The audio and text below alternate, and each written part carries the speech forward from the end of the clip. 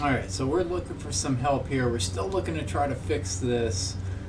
So we got the departure airport, but we have this time, which this is not the arrival airport, obviously. So we're looking to try to get this corrected so that this display for the distance from airport to airport is correct. So PFD, we got the wind options. We'll do 2, we'll back up. Don't know what DME is.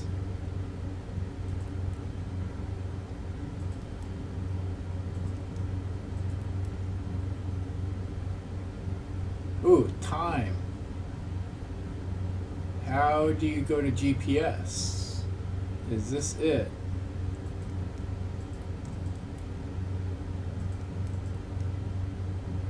.9 nautical miles. Time. How do you fix this?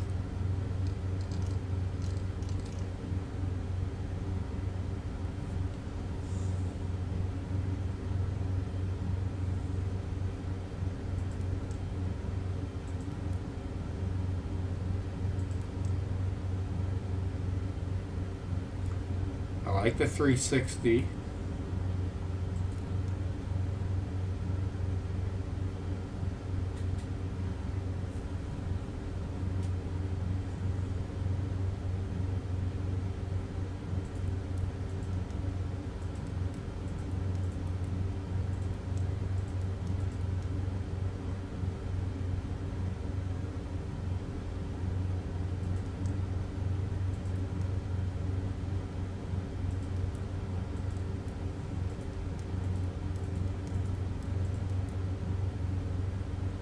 Alright, and we got that off.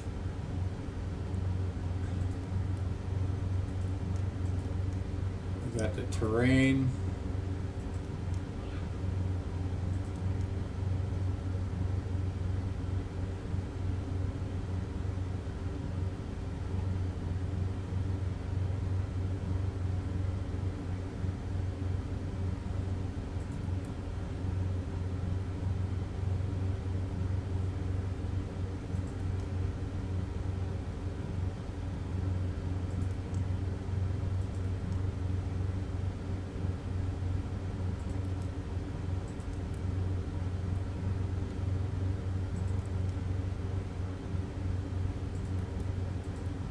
OBS is the line for the flight plan.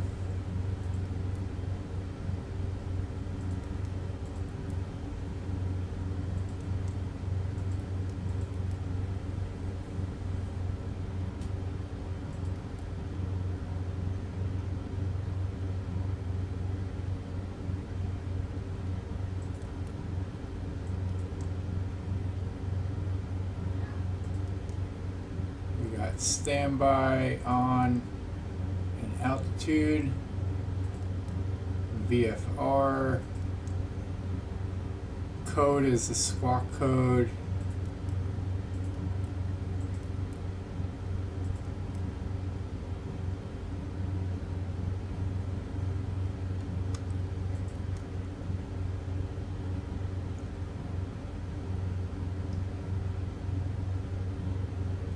Let's see, so we're still trying to fix this up here on our PFD.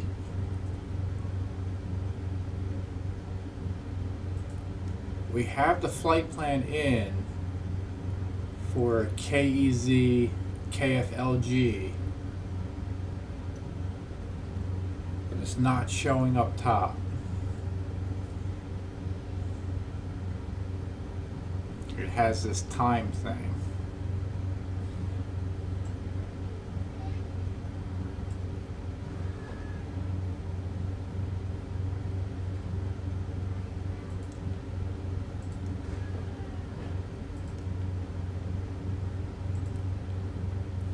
I don't think we need the flight director. Autopilot would be that.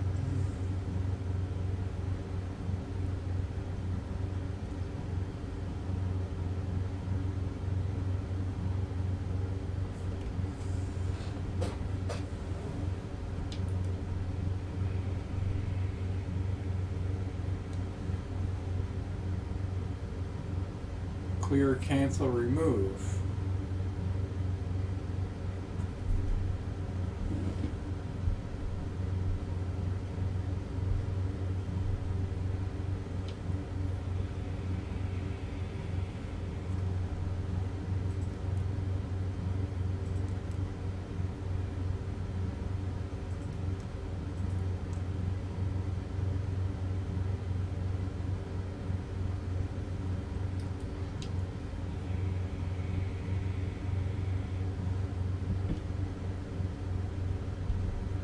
We're going to try to do a search here.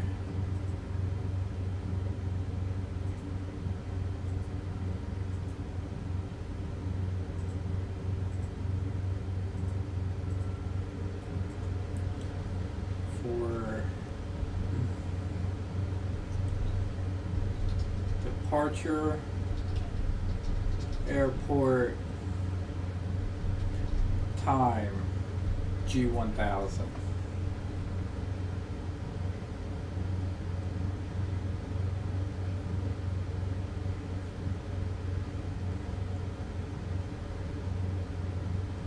That's X-Plane, and we'll go Microsoft Flight Simulator.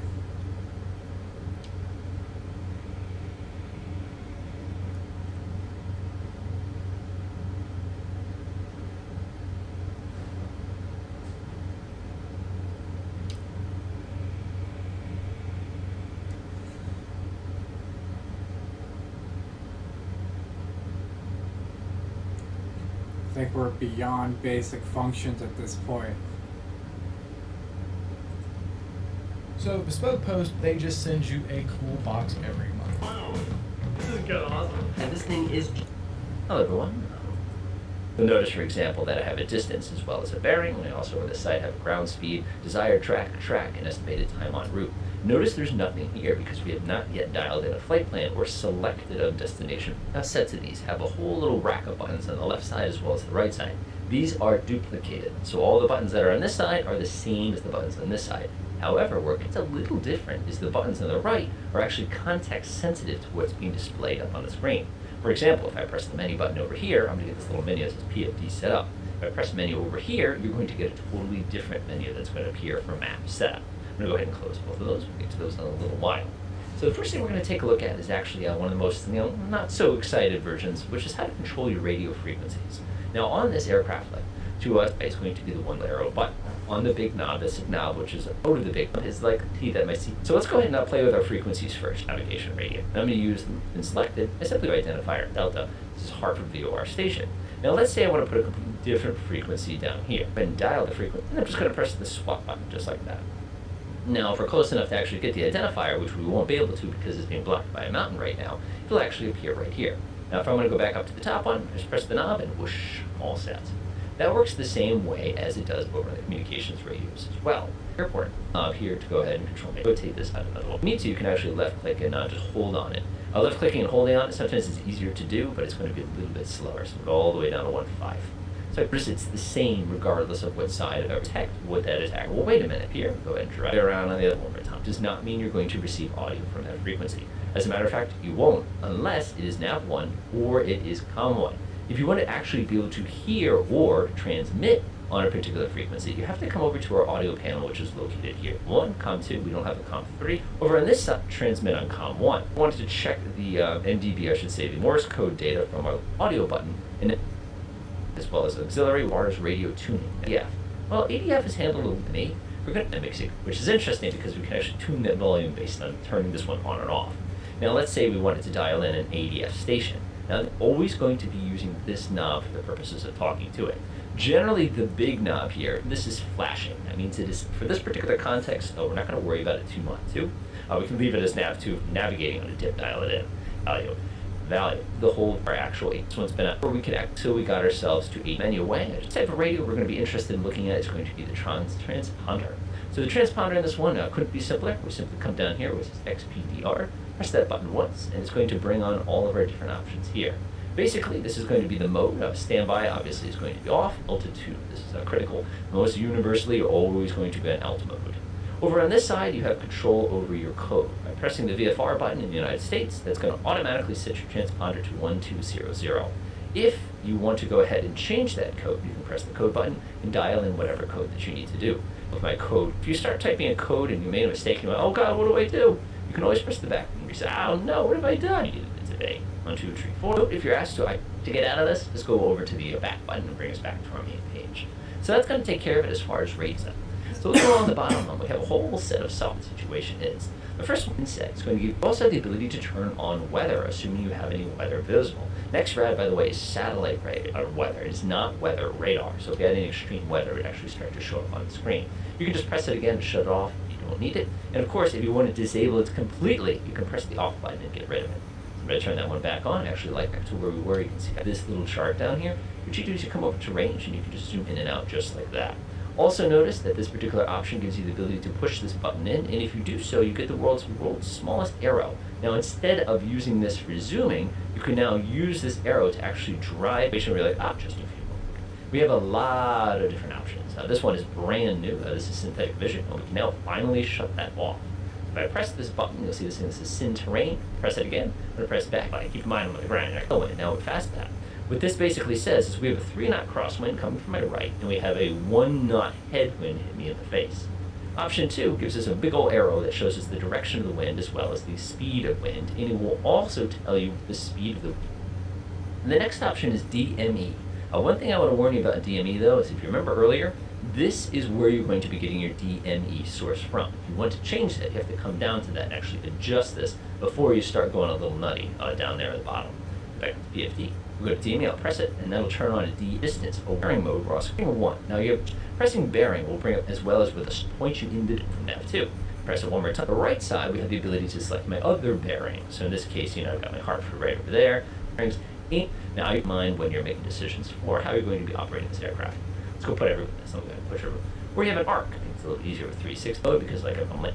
Next, we're going to take a look at the CDI option. CDI changes the navigation data source of this needle right here. If I press it right now, it's going to switch to VOR1. If I press it again, it's going to be VOR2. Remember, we have no frequencies down here. If I press it again, it's going to go ahead and switch to GPS. So the important thing about this is whenever you're using the navigation autopilot over here on the left, whatever you, as a matter of fact, data at all, if I were flying a GPS approach, this would say the word GPS to tell me its navigational source is GPS. It's really, really, now you can see it doing its little happy dance trying to lock onto that. Go away, autopilot, nobody needs you right now. I love it. Okay, so the next thing we're going to take a look at, we already looked at this one a minute ago, was ADF DME. This basically, like I said, allows you to select the tuning for that. Making our way over here, we have TMR and /ref. What this does is this basically enables us to go ahead and display a couple different things. For one, it gives us a timer, and for two, it gives us the ability to add V-speeds onto our airspeed strip. So I'm going to go ahead and press this button in to select my cursor here, and now I can go ahead and come down to these individual positions. Let's say I want to set my rotate speed. I just come down here and use the little knob in order to set it on. I'm just rolling it forward. And let's say I also want to see my VY speed, which is my best climb. I can come down here and dial this in. Note down here, we can also dial in our minimums if we're doing some kind of instrument approach. Notice we only have one type of minimum, that's barometric, and it will display that right on the side of the screen here. Let's say our minimum altitude, let's say 40, and now we have our minimums, and you're also getting right here. So if I were to set this timer, let's say, for example, I'm going to go ahead and come up to the, again, I'm just on one nice screen here. Let's say we only have I want to set to select my add V speed, display bar and /ref. What this does is this basically enables us to go ahead and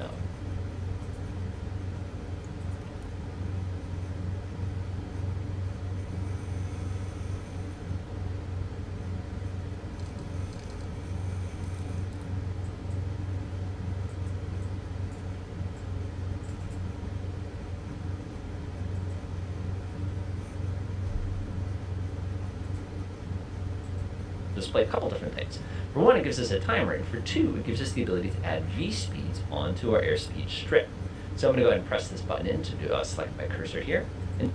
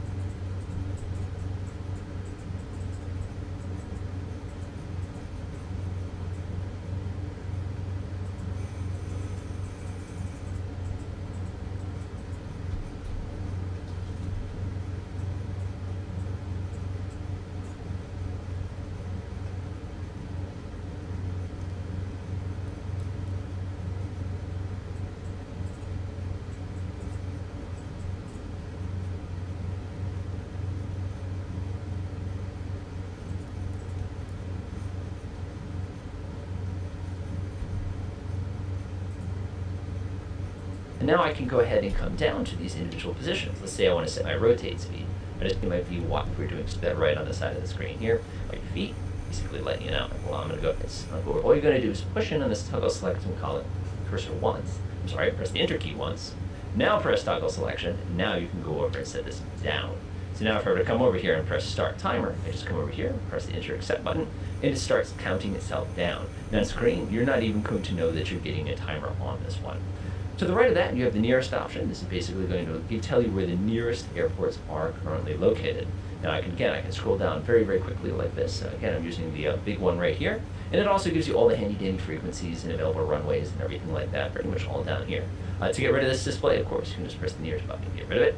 But one of the great things about this display, let's see here. Hey, doing gives you the pretty ability good. to Trying to select figure one of out those an directions. issue that I'm having with the PDF's side of things. So it has the departure airport, but it doesn't have the arrival airport. So if we look at our flight plan, we have KFLG that's not being displayed up there. So we're trying, and it's not giving us the correct distance to and from the airport. So we're trying to figure out how to get this thing reset back to how it was. So if you have any ideas, let me know. Other than that, I'm trying to push it around. Let me go ahead and do that again so you can see it. So let's say I want to fly over to, let's see, 7 Bravo 6 says, I'll go through it. If I want to actually make this my flight plan, I can press the enter key, and it will instantaneously select that local spot and point us directly at it. So it's a great, great, great, great way in an emergency to go ahead and create a flight plan for whatever is closest to you. Moving our way around here, we're going to now take a look at these handy-dandy buttons. These buttons are your best friend. You're going to be using these quite a bit. Whoops, press enter again here. So this one right here allows you to select a direct course to something. So I'm going to go and press that real quickly. And you'll notice that whatever your last waypoint selected is will be displayed at the top here. Now if I want to go up here so I can actually change where our destination is, I can just wheel this around, go up to it again using big knob for menu or page, and just start typing in exactly what I'd like to do. Again, once you wheel this once, the little cursor here, you're going to be able to go select between each letter. Let's say we want to go all the way down to the coast here. So we'll say Kilo Golf Oscar November, which is going to be Groton, New London. Again, I'm just using the little knob to control the little letters. I'm using the big knob to control the big letters. G-O-N. Perfect. Now, if I want to activate this as my waypoint, I'm going to press the enter key. It's going to say activate. I'm going to go ahead and press the enter key again. Notice we don't have the ability to dial any of these in, which is kind of a shame. Once we're happy with it, though, we're just going to go over to activate, press the enter key exactly once, and now you can see my flight plan has now updated itself immediately with that new destination. Again, the Direct 2 is a great, great, great tool. Here's one of the problems, though. If you remember a little while ago, we had changed this so that it was VOR1, which means if we wanted our automatic pilot to fly us there, we'd be in a bit of a world of hurt here because it wouldn't be following that new course that our GPS created. If we want to do that, we're going to have to come down here and click on CDI until it says GPS. And now notice it automatically selected a course of 135, and of course it's pointing us directly where we need to. Now if we want to have some fun here, we can come down here to PFD, and we can go ahead and do something silly like this. Now we know exactly how far away we are to our destination, and there's this neat little blue line which will actually tell us how to get here. And again, depending on how you want to set this up, you can go absolutely nuts with that. So making our way across, we've got our menu option. The menu button, by the way, is your best friend. Press menu, it's going to only give you one choice here, which is a shame. The real G1000 actually has quite a few choices. I'm going to pick this one right here. I'm going to press enter. And of course, this gives you the ability to set the brightness. So I'm going to do selection cursor. Notice there's an auto mode. We can set it to manual if we want. Come over here and we can crank this way, way down if we want to make this a little less burning out your eyeballs. Again, this is going to take probably a lifetime to get down there, but this is where you would change that particular setting. Oh, look at the differences in brightness. Make sure you press the enter key. When you're done, you're just going to go over to menu, pop it a few times, and it's going to go ahead and clean that one out. Whoops. If you ever have this issue where you can't make something go away, you can always press and hold to clear, go ahead and get yourself out of it. Or what I always like to do is I press timer ref twice, and whoop, it's gone. All right, so that's everything on this side. We'll take a look at this instrumentation once we get airborne. Over on this side, you have your MFD. Now the MFD, again, this is multifunction display. I can see right here, this is fuel. By the way, just in the open pattern, we have components such as your alternator. You're going to have some issues here. I'm going to flip my alternator back. The top LTR option. That just simply says declutter. That's for the purposes of getting rid of extra detail and zooming out the entire that it kind of goes really. If I click on this, do the next red option, which gives you the ability to control the weather. Now, so I go back a couple pages, and I'm going to press menu. And it's going to bring up this thing up at the tippy top. What we can actually do is we can select the orientation of the map. To change the orientation of the map, I want the correct answer is the map now faces the direction. I press the enter key, and this moving right now. If this all go away, of course, I'm just going to press the menu twice and pulling the zoom. This, you can even have a little bit of fun with that. Please check my temperature again. Yeah, hang on. We're gonna try. Whoa, We're trying to figure something out here. Yeah, but you look at that. Okay, press the direct cursor to go ahead and draw. Now, with that all out of the way, let's go ahead and get this aircraft nice and airborne, and then I'll go over some of the other options you're going to see. To get airborne, immediately started getting some calls all the way from here, from switching to my other frequency. On the other channel, of course, if I want to shut that off, I can just press the comment button to make that go away. All right, let's take a look at the actual display now on the PFD. So what you're going to get here is a wide variety of useful information, pretty much all concentrated in one area. Over here on your left is going to be your airspeed. Now this is not going to be your true airspeed or your ground speed. As a matter of fact, true airspeed is listed down here. Ground speed is actually listed over here. This is going to be your indicated airspeed. Note on this particular speed tape here, we have a green zone, which means the same thing as over on our airspeed indicator down here. We also have the white zone, which is the safe flap operating speed. I'm going to reference so that we'd be able to see them. Of course, I'll have to stop my timer, so I'll go in here and I'll go ahead and stop that real quick as well. Come in here, looks pretty good. All right. So now what we're going to do, using our timer and our reference, the little airspeed indicator down here. We also have the white zone, which is the safe flap operating speed. And you also notice this little Y and this little R. If you remember a little while ago, we went ahead and set these up using our timer and our reference so that we'd be able to see them. Of course, I'll have to stop my timer, so I'll go in here and I'll go ahead and stop that real quick as well. Come in here, looks pretty good. All right. So now what we're going to do is we're just climbing up using our autopilot and heading in our general direction. So over here on this side of things, you're going to see this weird little magenta little sticker here. This is your flight director. This is basically what the GPS is using, I should say, the automatic pilot is using as a reference in order to get to where it's trying to get. Above this, where you see the 5, the 10, and the 15, now this is going to be your pitch, which you're going to have this little, that means your roll is exactly even. Each one of these lines has a different meaning as far as angle, 5, 10, 15. Obviously, this little teeny tiny piece right here is going to be your bubble for the purposes of determining slip. For example, if I start pushing on my left rudder, this needle will now start moving itself over to the right because the aircraft is now flying sideways. If I were to bring the rudder back to center, you'll notice this recenters itself and now flying rudder. This information, you will also get a separate set of information down here.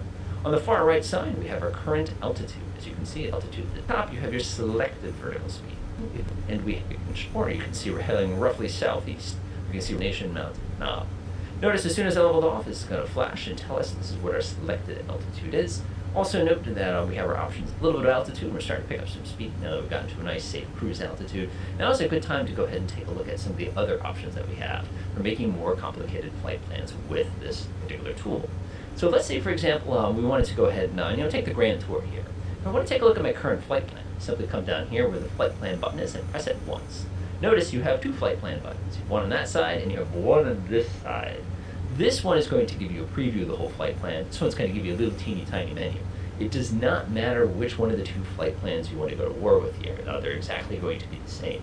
Keep in mind, whenever you do a direct to course, you're always going to go ahead, actually I'm going to reduce my RPM a little bit here, getting a little fast. Whenever you do a direct to, it's always going to generate a fake little waypoint of where you started from, and of course it's going to make you way in that general direction. So I'm going to go ahead and shut off my flight plan option here, and we're going to come here. So when you're working with flight plans, you got to remember it's a little tricky to kind of fits with. So what you're going to do is you're going to want to push your toggle selection cursor in, and then you're going to go ahead and use that in order to select exactly what you want to do. Now the current leg of your flight plan is going to be this little magenta line. So for example, if I wanted to come down here and create a new leg, I can use the large knob to come down to this new leg. Let's say we wanted to stop by a Bridgeport.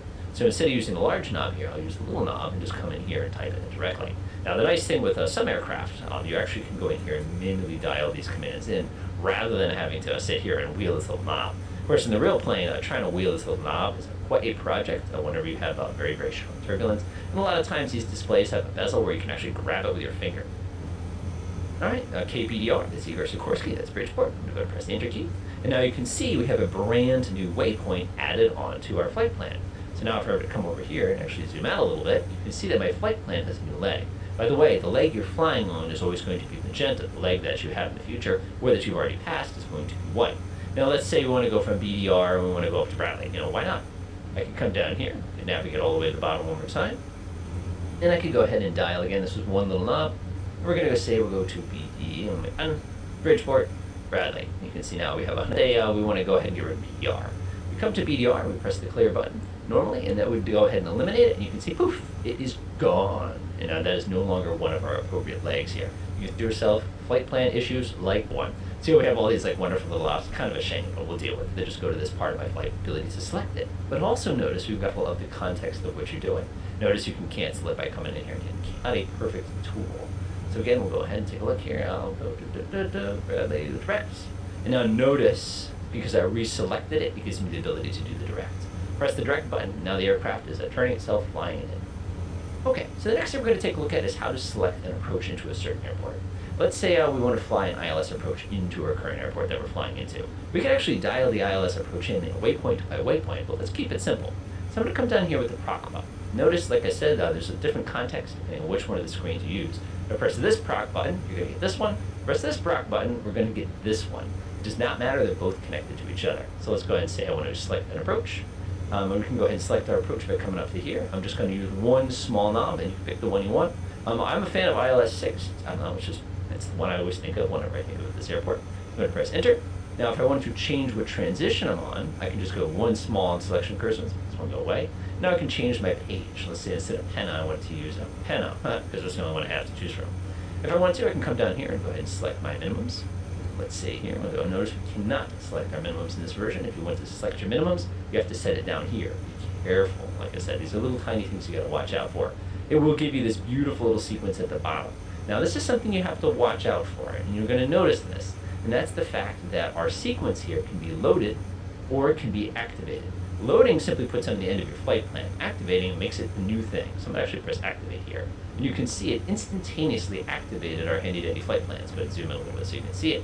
And it's going to take us right down to Penna, take us right on Honey, and take us right down onto the ground. Obviously, we can't fly this directly on account of the fact that I haven't actually taken the time, to set up my current altitude and everything like that.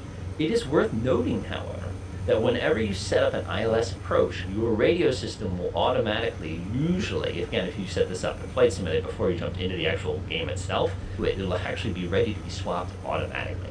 As soon as I did that, it automatically selected Penna and actually be ready to be swapped automatically. You can see right as we crossed Penna intersection, I pressed the approach button. As soon as I did that, it automatically selected the correct ILS frequency. It's always critical that when you do this step that you do double check to make sure that actually worked properly. And you can see it automatically changed my CDI mode to Lock 2. Now you're probably saying, why didn't it do Lock 1? The reason it did not do that was because of the fact, if you remember earlier, I had dialed in that ILS frequency into the bottom and it automatically grabbed onto it, which again is just a testament to how effective the particular tool is.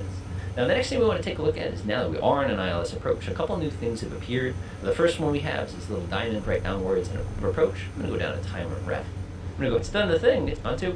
Unfortunately, sometimes this will happen where you're unable to grab it. So we're going to go ahead and set up my V app here. And of course, you can pick any of these that you want. This one on rail for that. I want to disable this one correctly. They're going to be multiple times. These were actually for our landing little diamonds. If you have the white diamond here, it means you have not. Of course, we're getting a little bit of chop because we're importing all right up diamonds. If you have the white diamond here, it means you have not successfully captured it. You can see we're kind of coming right on in here, coming into our nice, safe little landing. Of course, we're getting a little bit of chop because we're importing all these beautiful places. I'm coming up a little fast here, but that's okay. Again, this has been a fairly long video so far, but I did want to be as comprehensive as possible for helping folks out. We're here, and I'll go ahead and move for a different video. More of those fun little details. I thought it'd be a good time to, obviously more than one aircraft in the sim instrument, but they all in general, that knows up just with the feet.